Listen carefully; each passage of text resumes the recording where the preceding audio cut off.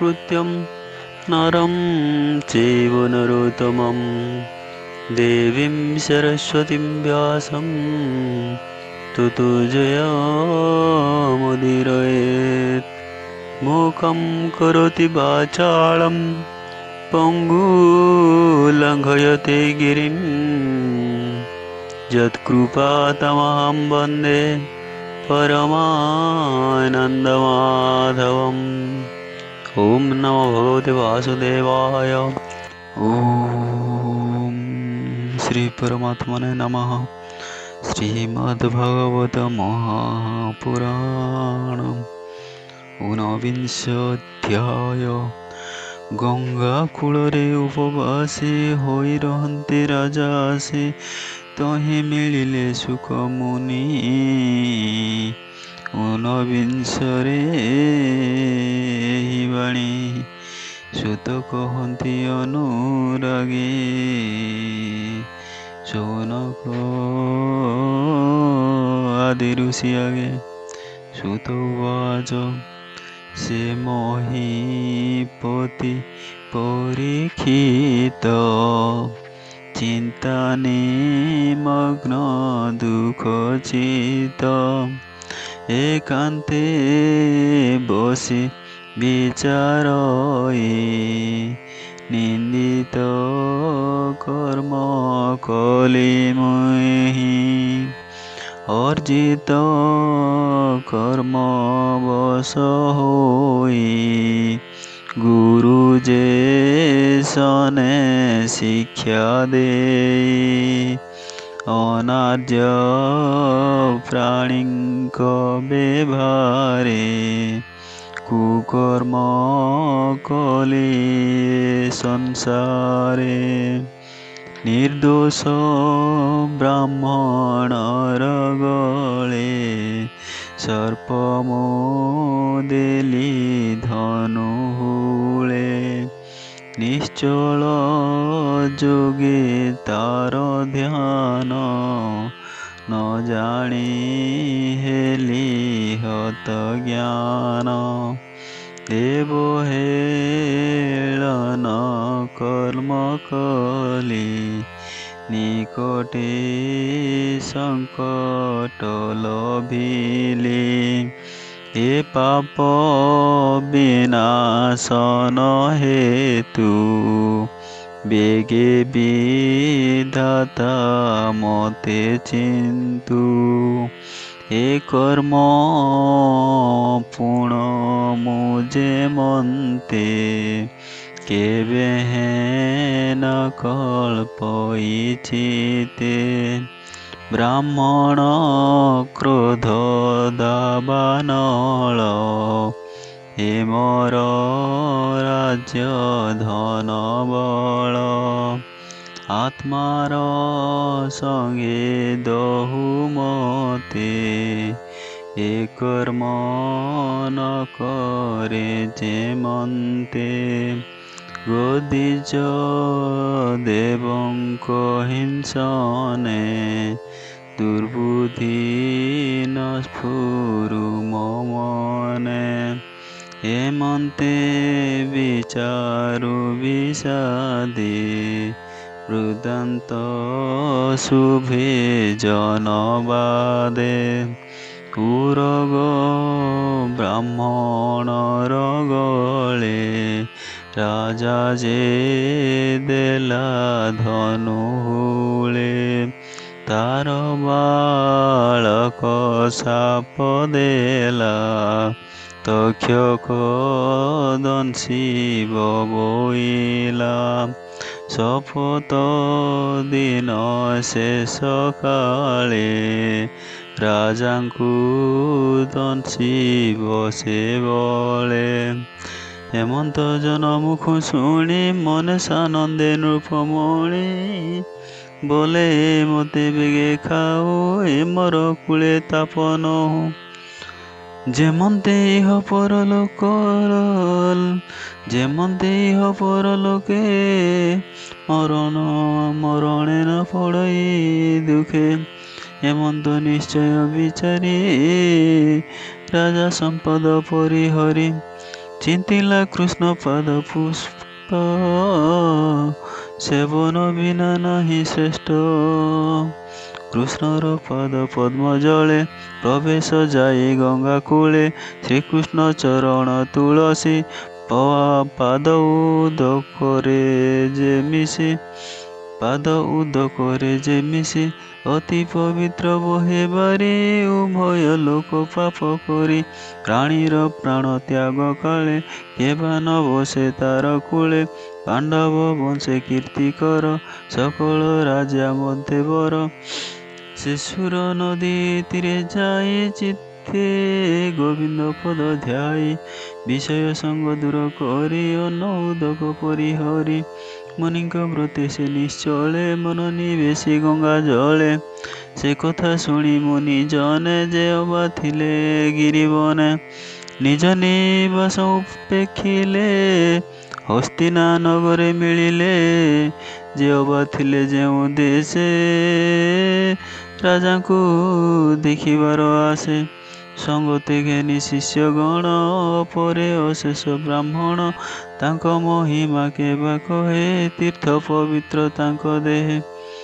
ତୀର୍ଥ ଗମନ ଛଳ କରି, ପ୍ରବେଶ ଯହିଁ ଦଣ୍ଡଧାରୀ। ଅତି ବରିଷ୍ଠ ରିଷ୍ଟ ନେମି, ଚ୍ୟବନ ଭରଦ୍ୱାଜ ଘେନି। ଭୃଗୁ ଅଙ୍ଗିରା ପରାଶର, ଉତଥ୍ୟ ଗାଧିର କୁମର।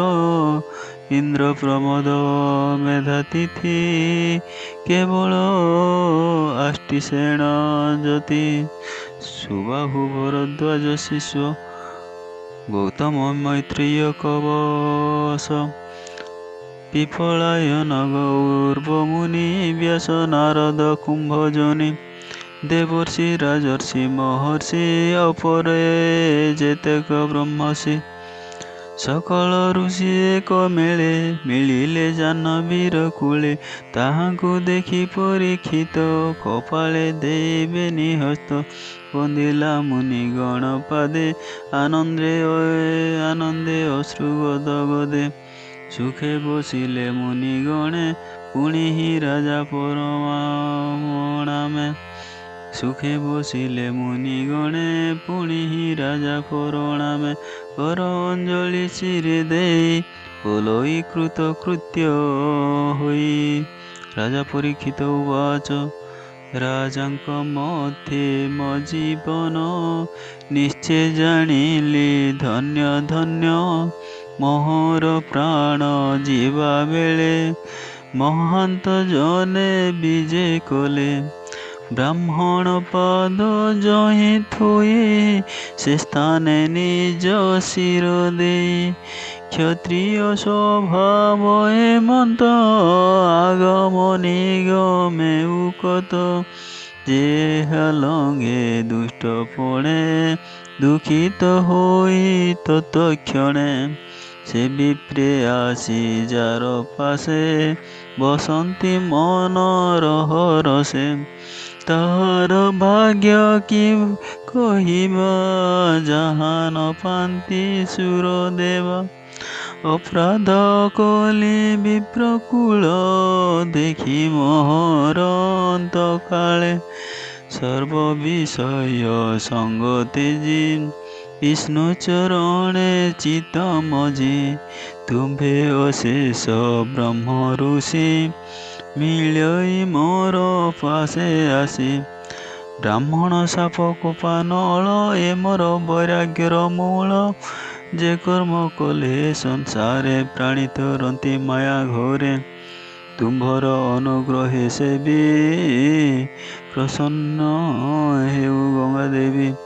କୃଷ୍ଣ ଚରଣେ ମତି ହେଉ, କୁହୁକ ତକ୍ଷକ ବା ଖାଉ। ତେଣେ ସଂଶୟ ନାହିଁ ମୋର, ସକଳେ କୃଷ୍ଣ କଥା କର। କୃଷ୍ଣ ବିଷୟ ହେଉ ମତି, ତାର ସେବକ ସଙ୍ଗ ଗତି। ମୋହର କର୍ମ ଫଳ ଲଇ, ଜନ୍ମ ଲୋଭିବି ଯହିଁ ତହିଁ। ମୁଁ ତହିଁ କୃଷ୍ଣ ଦାସ ପଣେ, ସେବିବି ଅଭୟ ଚରଣେ। ଶରଣାଗତ ବୋଲି ମୁହିଁ, ହେବି ପ୍ରେ ଭାବ ଦୟା ବହି। ସକଳ ଜୀବେ ମିତ୍ର ଭାବ, ଯେମନ୍ତେ ହୋଇବ ସମ୍ଭବ। ହେମନ୍ତ ମୋତେ ଦିଅ ବର, ତୁମ୍ଭ ଚରଣେ ନମସ୍କାର। ହେମନ୍ତ ମୁନିଙ୍କି ଜଣାଇ, କୃଷ୍ଣ ଚରଣେ ମନ ଦେଇ। ଜାହ୍ନବୀ ତୀରେ କୁଶ ଶଯ୍ୟା ଶୟନ ଅର୍ଥେ କଲା ରାଜା। ପୂର୍ବ ଦିଗକୁ ଶିର କରି, ଉତ୍ତର ମୁଖେ ଦଣ୍ଡଧାରୀ। ଗଙ୍ଗା ଦକ୍ଷିଣ କୂଳେ ଶୋଇ, କାରୁଣ୍ୟ ଜଳେ ଦୃଷ୍ଟି ଦେଇ। ଯେ ଜନ୍ମେ ଜୟ ସୁତ ତାର, ତା ଶିରେ ଦେଇ ରାଜ୍ୟଭାର। ଅଶେଷ ଋଷି ଗଣ ମଧ୍ୟେ, ମନ ନିବେଶି କୃଷ୍ଣ ପାଦେ। ଆକାଶେ ଥାଇ ଦେବଗଣେ, ଆନନ୍ଦେ ପୁଷ୍ପ ବରଷଣେ। ଦୁନ୍ଦୁଭି ବାଦ୍ୟ ନାଦ ତୁଲେ, ସାଧୁ ଶବଦେ ସ୍ତୁତି କଲେ। ଯେ ମୁନି ଗଣେ ଗଙ୍ଗା କୂଳେ, ଥିଲେ ଯେ ପରୀକ୍ଷିତ ମେଳେ। ଗଗନେ ସାଧୁ ସାଧୁ ବାଣୀ, ଆନନ୍ଦେ ମୁନି ଗଣ ଶୁଣି। ସାଧୁ ଶବଦେ ଉଚ୍ଚ ସ୍ୱରେ, ଦିଶ ପୁରିଲା ଗଙ୍ଗା ତୀରେ। ଋଷି ଅନୁଗ୍ରହ ମୁଖେ, କହନ୍ତି ଏକ କୁଆରକେ। ଏ ସାଧୁ ରାଜା ବିଚକ୍ଷଣ, ଅକାଳେ ଲଭିବ ମରଣ। ଦେଖ ଏହାର ଭାଗ୍ୟ ବଳେ, ମୁନିଙ୍କ ମତେ ଅନ୍ତକାଳେ। ଯାର ଆସ୍ଥାନେ ସର୍ବରାଜା, ଶିର ନୁଆଇଁ କଲେ ପୂଜା। ସେ ରାଜା କାଳେ ହରି ଭାବେ, ପଶିବ ଜନ୍ମର ସ୍ୱଭାବେ।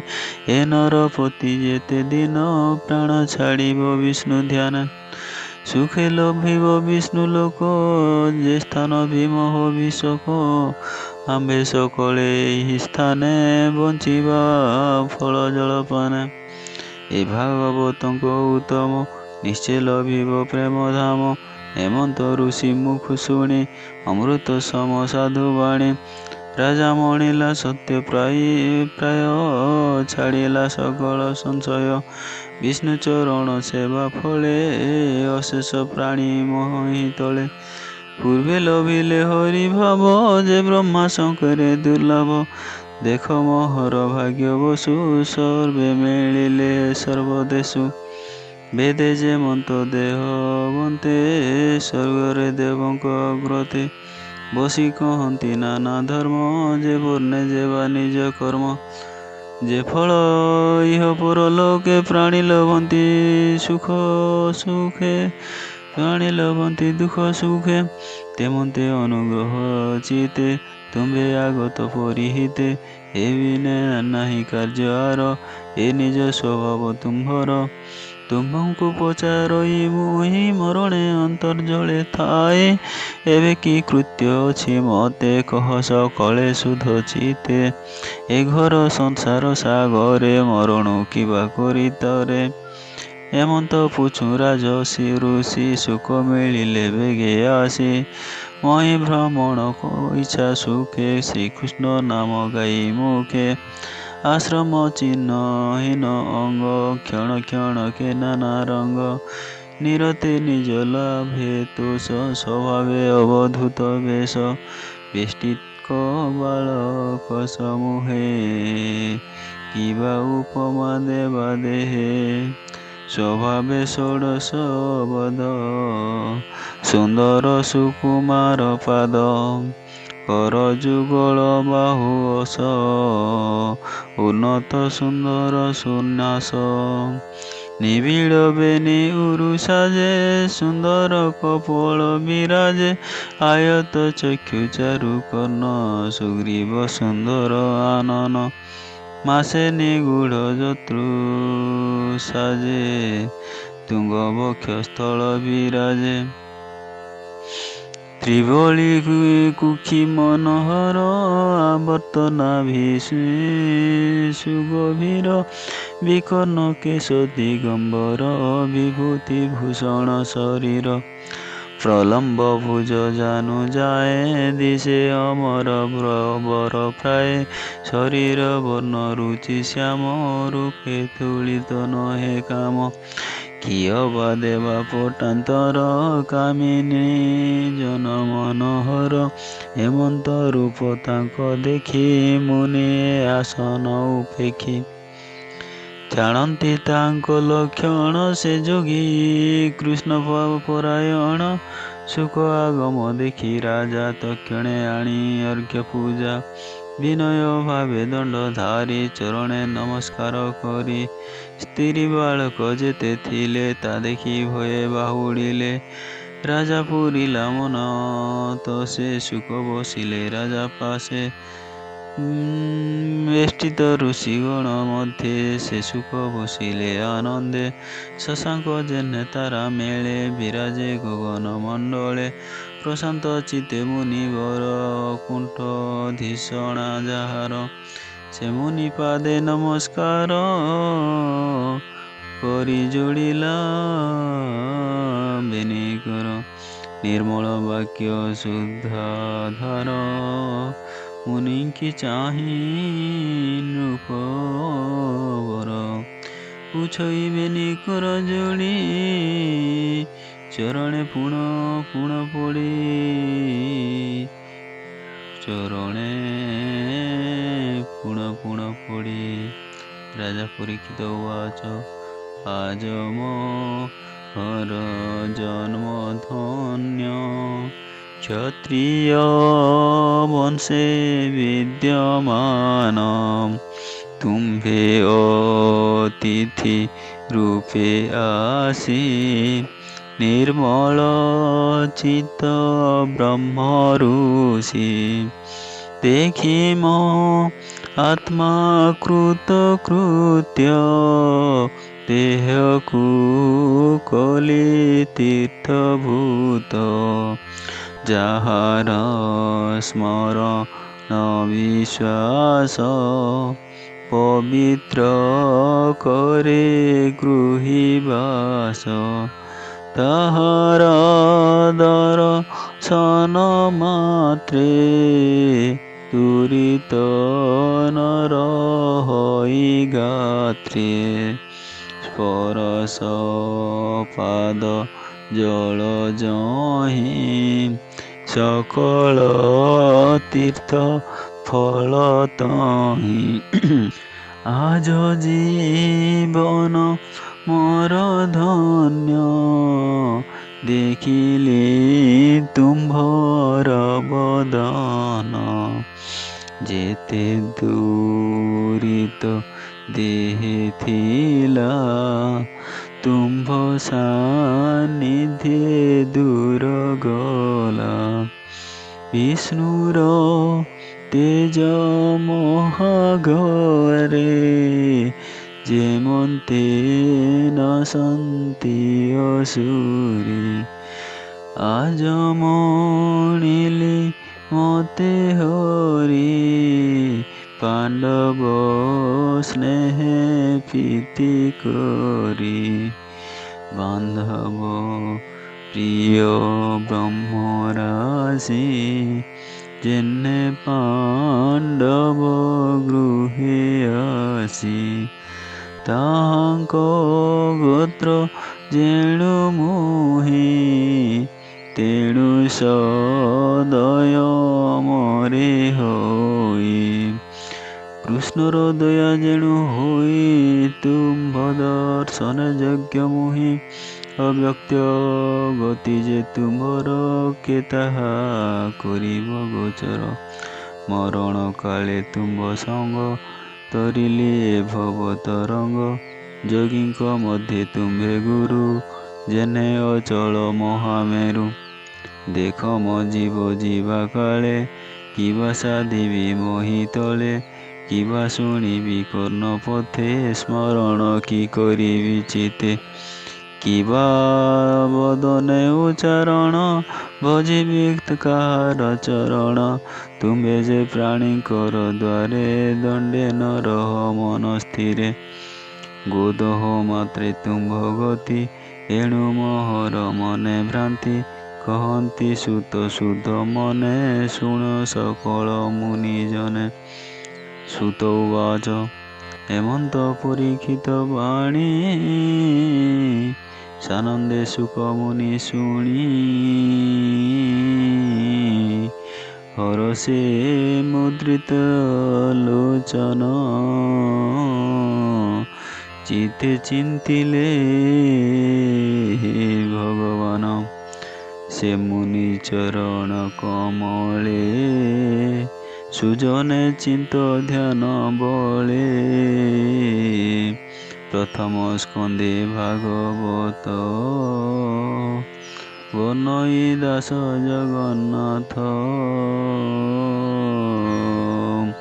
इति श्रीमद्भागवते महापुराणे परमहंस्यां संहितायां वैयासिक्यं प्रथमस्कन्धे सुखगमनं नाम ऊनविंशोऽध्यायः समाप्तोऽयं प्रथमस्कन्धः।